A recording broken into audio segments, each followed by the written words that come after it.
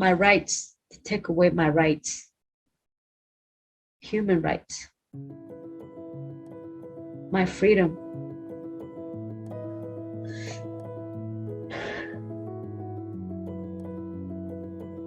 I'm proud of just being out, because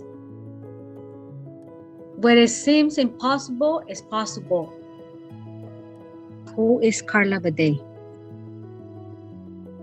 I would call myself a lovely person, a person who cares, a person who loves life, somebody who was hurt, damaged, destroyed at one point, but not anymore.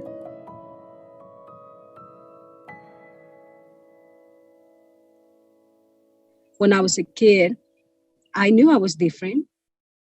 My mother was telling me that I needed to marry a man. And I'm like, in my mind, I'm like, I don't like men. But I couldn't say that because I was not allowed to say that. When I was living in Honduras, I went through a lot with the gangs, with my family, people abusing me because of my sexuality. My dad, he put me inside of the room one day. I don't think you like any boys, he said, but I love you and I'm okay with whatever you like. And then that makes me feel good about it. It was so much trouble over there being myself, because I was persecuted by the gangs over there. They wanted to rape me or just hurt me. At one point, I made somebody be my boyfriend just to keep him away from me because it was too much. Then I'm like, no, Karla, you are who you are. So I decided to run away and come to the United States, where I was able to be free. It's a free country, that's what they say. I remember it was a Friday night. I took the bus to the border of Honduras and El Salvador, and then from the border of El Salvador to Guatemala. And then in Guatemala, they were looking for me. It was these guys who saw me in the bus. So I walked from 5 o'clock in the morning, found people dead on the road. I heard a dog barking. There should be humans somewhere. What are you doing here? They can kill you. And then we got assaulted, and then they put a gun on my head. You cannot give up now. With the coyote, the human trafficker, we started walking. So thirsty. The water was so brown, and my feet were bleeding so much that I cannot even I'm not walk. staying in this desert. I'm just And gonna he said, keep if going. your brother don't pay me, I'm gonna make you my wife. Finally, My brother paid, and then they let me go. And then my brother saw me and he hugged me, and he's like, did anything happen to you, sister? I said, no, brother. And then they took me to LA. I was living with them.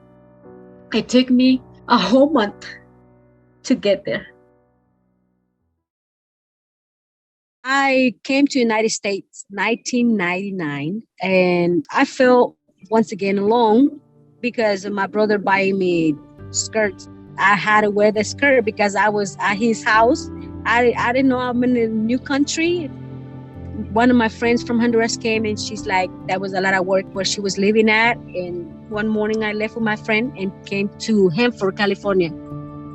I remember my brother coming to me, and then he gave me a hug, and I'm like, what are he hugging me for? My brother was living close to me now.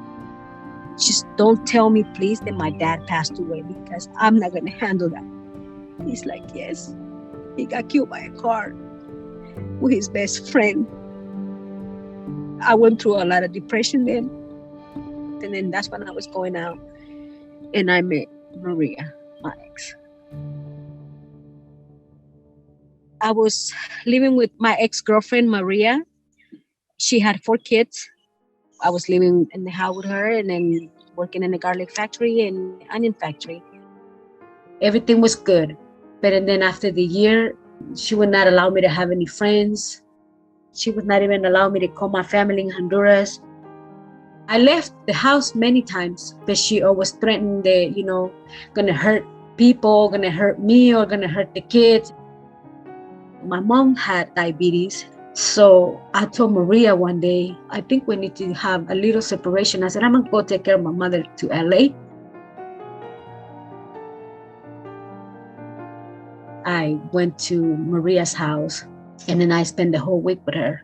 So on her birthday, she left with her mom and her sister and her oldest son, Tony, to go buy some groceries. And then she left me with the 3 kids. They came back like maybe hour, 30 minutes later. We spent the day, we did candle and the cake and all that stuff. Friday, I left. When I was getting to my mom's house, she said, Maria been calling you. I said, okay, I'll call her. And then so I called her, I said, yes. And then she accused me of raping her kids, molesting her kids. And I'm like, excuse me? Detectives went to visit me and then they interrogated me. I told them that they needed to find out the truth because I was innocent. I didn't touch no kids. They laughed about it. My lawyer, he was so rude to me and he was like telling me, she's take a deal of 12 years. And then, I said, I didn't do anything. How can I take a deal when I didn't do anything? So he called me a hard-headed. And then he said, I'm out of this case. I said, oh, it's okay. I didn't know anything about the law. Another one came around. Mr. Holgren was worse than the first one because he was just asking me, are you sure you're innocent? Are you sure? I said, yes. And then he's like, okay, I'll go visit you at the county jail and then we can talk about it. Every day I was expecting this man to go visit me and he never did. My lawyer didn't allow me to have any witness. He didn't do no cross-examinations. He didn't question no one. He failed me by not fighting for me. So I was convicted with the 45 to life sentence. When I got to prison, I was afraid. They took my clothes off, telling you that you were a rapist. You're a child molester. They were going to do the same thing that I did to my kids. Friends got killed right in front of me. Torture, right? You see a whole lot of things in there. I'm like, no, Karla, you're going to do something. You're going to let the walls eat you up or you're going to eat these walls up. I learned English first, and then I wrote a letter, and I sent it to everywhere in the whole United States, even to Canada. The Innocence Project from New York sent me a letter back saying, we can help you, you out of state, but this is the people who can help you. And they sent me the Northern California Innocence Project address, and I sent it to them. I got a letter back saying to send your paperwork. So I called my mom, and she sent all the paperwork to the Innocence Project in Santa Clara. They sent me a note saying they got it. And the letter said, don't wait on us. Keep on doing your work. I went to classes. I went to domestic violence. I went to AA, NA. I went to church. I went to everything they said. Karla was there. So Karla was well known in prison because I was going everywhere. So I can get some type of freedom. Then I started college. I earned my AA degree. I started teaching exercise classes. I found peace while exercising. I became a facilitator for AA. I saw that the impact that I have on the people. I went to training for domestic violence facilitator. It makes my heart happy because the ladies, it was like, if it's not Karla who's facilitating, I'm not because she's the best. Like I was a tutor for the college program. I am good at math. Saturday, Sunday, you look for me, I will really help. Enjoy helping the ladies. Every day, I was looking for something to help somebody. So that makes me happy and then makes my time go by faster.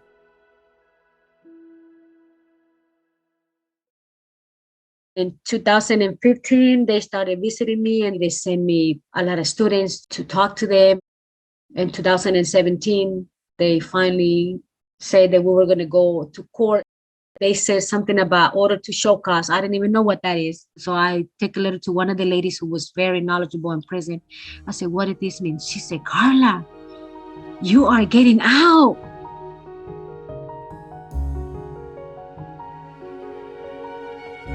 When I was in court and then Catherine and Linda was looking at me and they're like, you're going home, you're going home. I was just excited. I was shaking. I remember I was shaking and I was just crying and crying and crying. But something is not right because my gut feeling was telling me something else.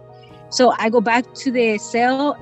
I had chains, shackles on my feet and handcuffs. The lawyer's assistant, she went inside and she said, Karla, I'm sorry for what they did because they're never going to say that to you. That meant a lot to me. I'm sorry for taking 17 years of your life.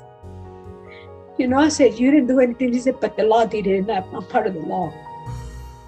I was there, and I saw these people coming in, and I know immigration, they were all black. I'm like, they're coming for me.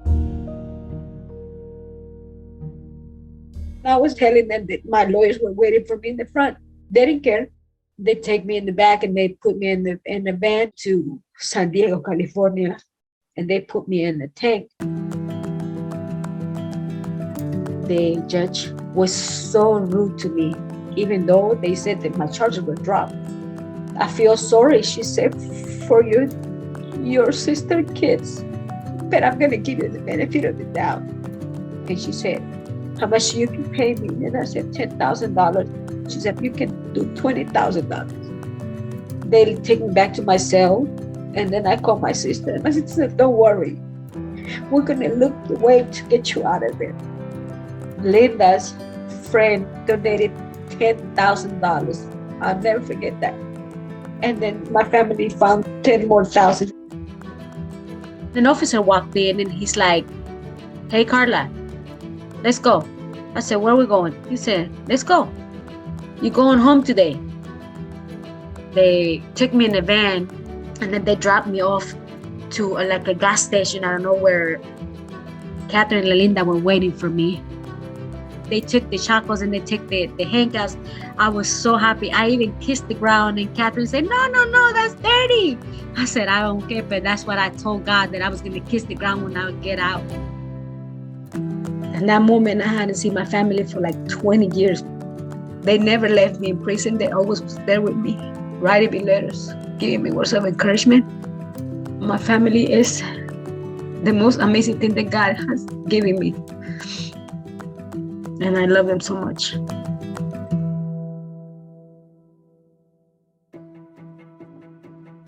I'm working.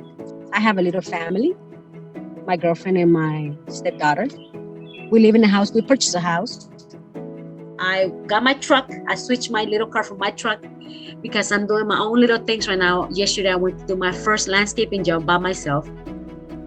I'm just taking a day at a time, and sometimes it's a little struggle, but I said, yeah, Karla, you free, you out, you can breathe good air. Karla is just a free spirit. Somebody who came to this world to help and to enjoy what God has given me. And I want to keep learning because we never stop learning.